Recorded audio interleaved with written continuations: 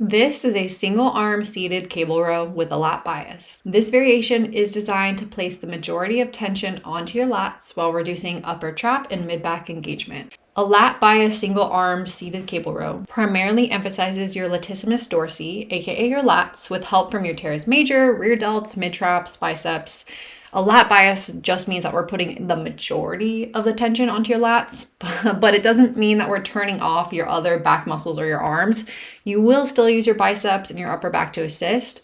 This setup simply shifts the majority of the work to your lats so that your lats are more likely to be the muscle that fatigues first, not your arms or your traps. And because this is a cable movement, resistance stays fairly consistent through the range of motion. So the tension is the highest in the mid-range to the shortened position, where your elbow is close to your torso and your lat is fully shortened and contracted. For your setup, you want to sit at the cable row station, and ideally, I would have you position yourself slightly offset from the center so that the cable runs directly in line with your working arm and your hip.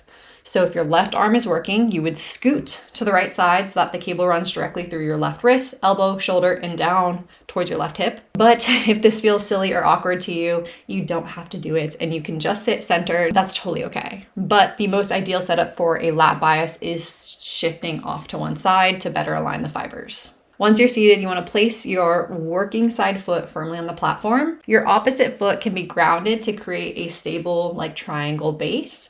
Your non-working hand should brace lightly into your working side thigh to help resist rotation of the torso. Then you want to stack your ribs over your pelvis and brace your core, keep those abs engaged. You want to keep your spine neutral and avoid lifting your chest high into excessive arching. Your torso can have a slight lean forward to the cable to help you access better shoulder position, especially if your shoulder mobility is limited. Some movement through our torso is totally okay, but we really just want to avoid excessive rotation. Before you even row, we want to create light tension by letting your shoulder blades slightly elevate to reach that forward full stretch without collapsing or over rounding our posture. It's just a slight stretch, nothing crazy. For your reps, you want to start each rep by driving your elbow down toward the ground first, then drag your elbow back along the line of your thigh towards your hip. So you want to think about scraping your elbow down and back into your back pocket towards your hip. Your elbow should stay close to your side, in towards your torso, and you finish when your upper arm, aka your tricep, bicep, when that is in line with your torso. We don't need to pull so far back that our elbow travels far behind our body. If we do that, we will start to lose engagement with the lats and start recruiting other muscle groups, which isn't wrong. It's just not the intention of this exercise. This is the shortened position where the lat is the most contracted. So here at the bottom, we want to pause briefly and really feel that lat contract.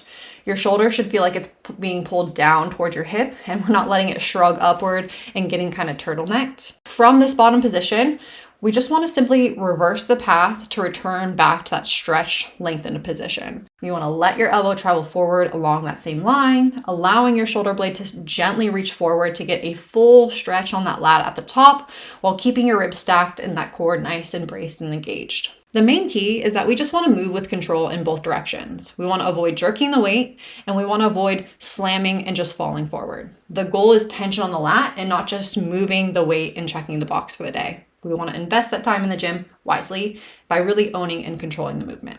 Let's talk about common mistakes and how to fix them. One common mistake is pulling your elbow too far back behind your torso. Like I said, when your elbow travels too far back behind your body, the shoulder blades begin to rotate and your traps and your rhomboids start to take over those other back muscles, which isn't wrong, just not the goal here. So we want to stop the rep when our arm is in line with our torso. Another mistake is letting your elbow flare out wide and pulling out wide and away from your body. When your elbow tracks away from your body, you shift tension towards your upper back and your rear delts, which again, not wrong, just not the goal here. So we want to keep the elbow tucked in tight to the side and think our elbow to our hip.